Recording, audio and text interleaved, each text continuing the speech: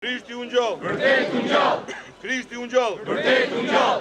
Krishti u ngjall së vdekurën, shpëndekën shke, të varosur me jetën u pali. Krishti u ngjall. Vërtet u ngjall. Krishti u ngjall. Vërtet u ngjall.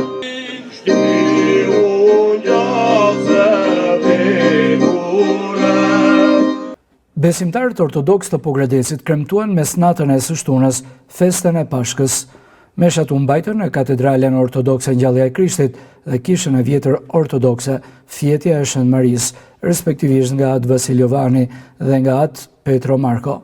Qindra besimtarë kishin dalë nga shtëpitë e tyre për të marrë dritën e shpresës së ngjalljes së Krishtit dhe për të çuar atë në vatrën e tyre në shenjë shëndeti, mirësie dhe gëzimi.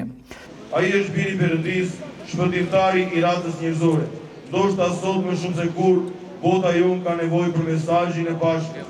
Gjallja nuk është thjesht një ngjarje e kaluar, por një përvojë e vazhdueshme për çdo kohë, për çdo brez, për çdo njeri. Nëse nuk do të kishte pasur ngjallje, nëse nuk do të ishte mundur vdekja, atëherë predikimi dhe besimi ynë i krishterë do të ishte i kotë. Ngjallja e Krishtit na forcon dhe na jep të gjithëve besim, na jep jetë për jetës së tij, një jetë e shenjtë, një jetë që mposhtë vetë vdekjen, një jetë pa mbarim. Pashkët janë festa më e madhe e kalendarit ortodoks që simbolizojnë ngjalljen e Jezu Krishtit. Në këtë ditë të shenjtë, të gjithë jemi të ftuar të marrim pjesë në këtë gëzim.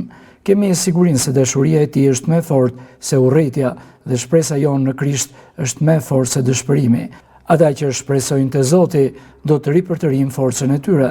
Nëse do të ndizet drita e ngjalljes, edhe marrëdhëniet mes njerëzve do të ndriçohen. Sakrificat janë të domosdoshme për shërimin tonë shpirtëror.